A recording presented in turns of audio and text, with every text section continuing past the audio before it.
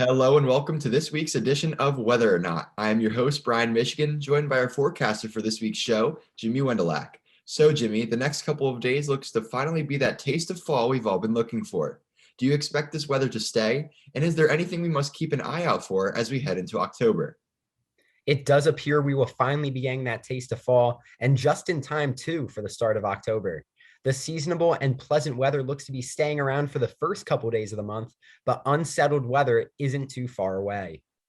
I'm excited to hear all about the details coming up in the extended forecast, but first, let's jump right into nature in the news. For this week's show, I will be sharing stories about the oldest human footprints found in North America, as well as how humans used to live alongside a dangerous bird species. What about you, Jimmy?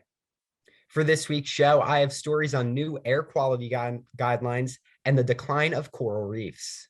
That sounds great. And with that being said, let's jump right into nature in the news.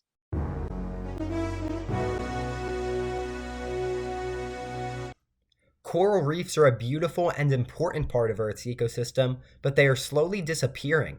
New research shows that the amount of living coral on reefs has declined by 50% since 1950. The study states that coral loss is driven by four main factors: climate change, overfishing, ocean acidification, and pollution. During this time, there has also been increasing coral bleaching events. Bleaching occurs when ocean waters warm, causing corals to expel the algae living in them, turning the color of the coral white.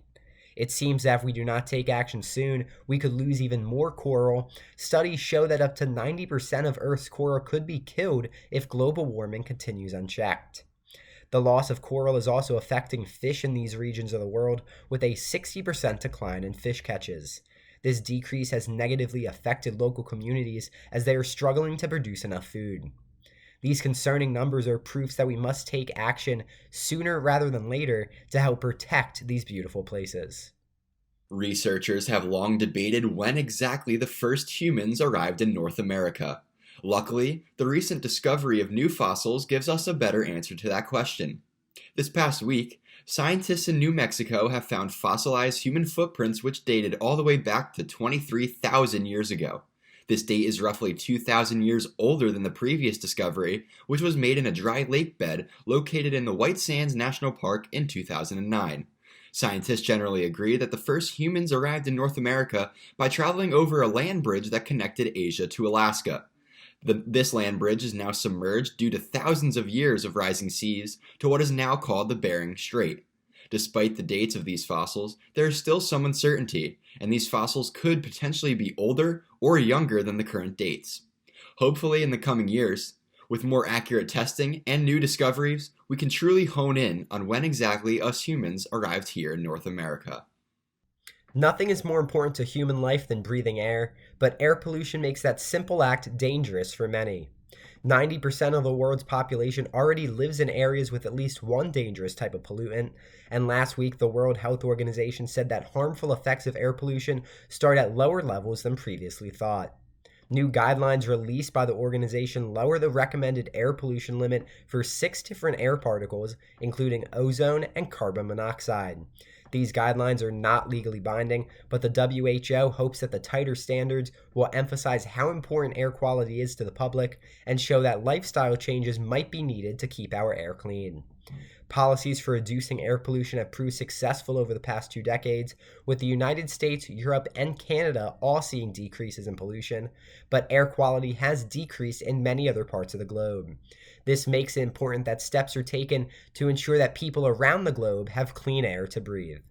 In the early ages of human civilization, survival was the number one goal, and humans had to be very cautious of the environment around them to avoid threats to their well being. However, sometimes the biggest threats close to them could be the animals they live amongst. Cassowaries are a bird species that is native to New Guinea and Australia. They are known to not have flying capabilities, but do have a track record for attacking humans if they feel in danger. These attacks on people have been observed to be pretty brutal, with one account of one of the birds attacking a teenager, kicking him in the neck and slitting his throat with his sharp talons. When settlers first arrived in New Guinea, nearly 42,000 years ago, they found a large population of these birds and figured out ways to incorporate them into society. Remains of the eggshells of these birds revealed that many eggs during the time period were burned, likely for food, while others were able to be fully hatched. This indicated to researchers that the people raised the birds until they were fully grown in order to harvest the meat and use them for rituals and trade. It is very interesting to see how human societies used these animals back in the day, even though there was a slight danger along with it.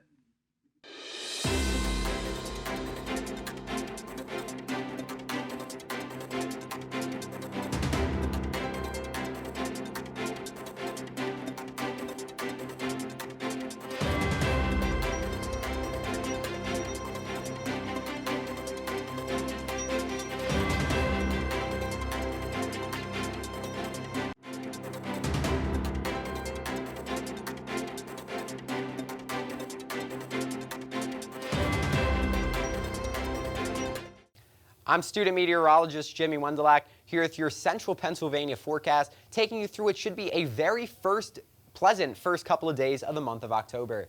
High pressure dominates the region for the day on Friday, giving us sunny and dry conditions throughout the Commonwealth, just really a perfect end to the work week. Now those pleasant conditions carry over into the day on Saturday as that high pressure just drops down slightly to our south, still dealing with mostly sunny skies throughout the state of Pennsylvania.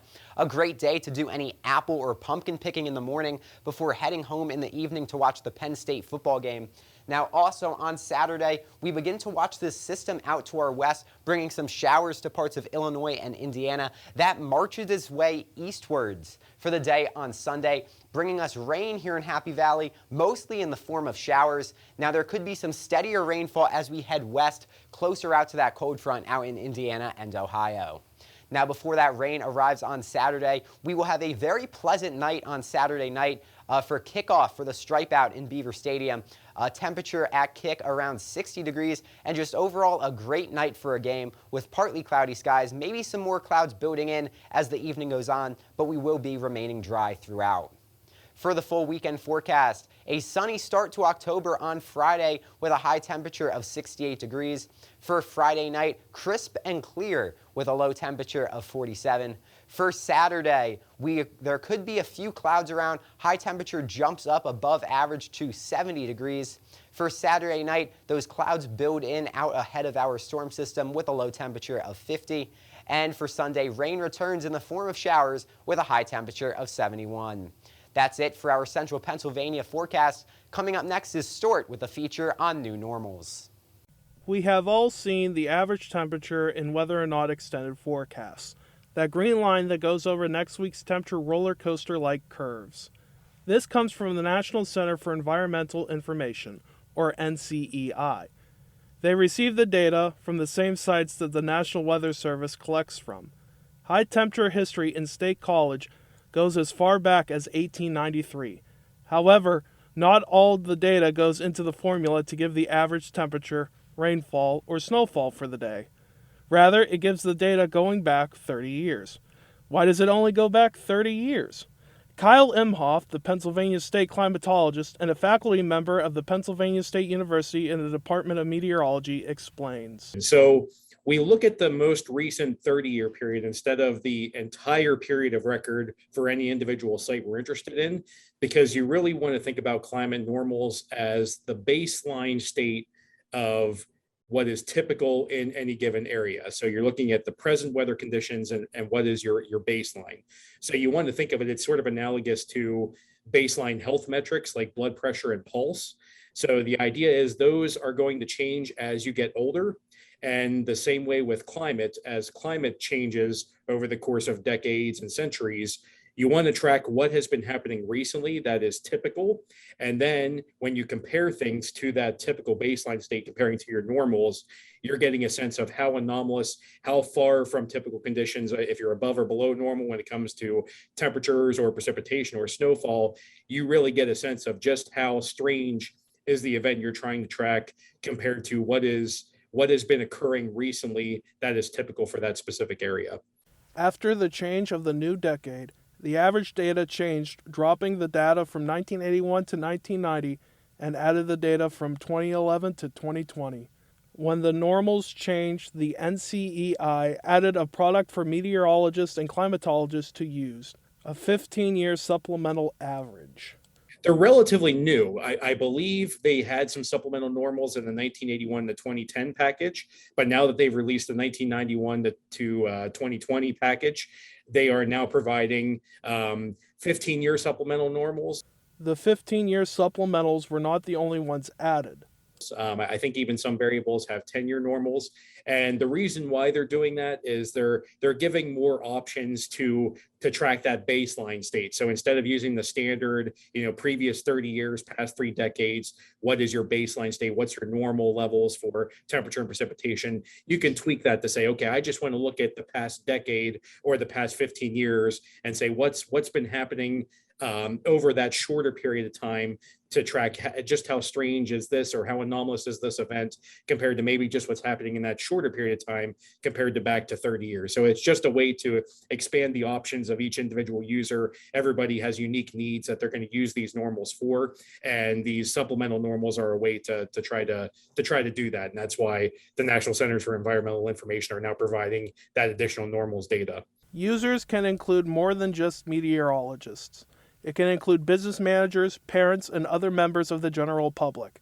Those who want to use these products can go to ncei.noaa.gov to retrieve the data. One of the changes in the averages is that the average temperature has increased from 52.8 degrees Fahrenheit to 53.3 degrees Fahrenheit. That may seem cold for an average high temperature throughout the year, but that's because it isn't. It's a mean temperature. So when you almost have to think of it as the average temperature, because you're looking at when you look at daily temperatures, your daily average temperature is the average between the high temperature for the afternoon and the low temperature in the overnight period. So when you look at the countrywide, the mean average temperature for a year or for a 30-year period, you're actually taking an average of all of those daily average temperatures, whether it's for an individual location or across a region, or in this case across the country. You're actually looking at what is the mean average temperature, so the average of your highs and lows across that period of time. It is also important to mention that even though these can be called climate normals, they are not affiliated with the new climate models that came from the Intergovernmental Panel on Climate Change, because they are a baseline, and the climate models want to include all the data from the start of the collection of the data. For Weather or Not, I'm Stuart Doherty.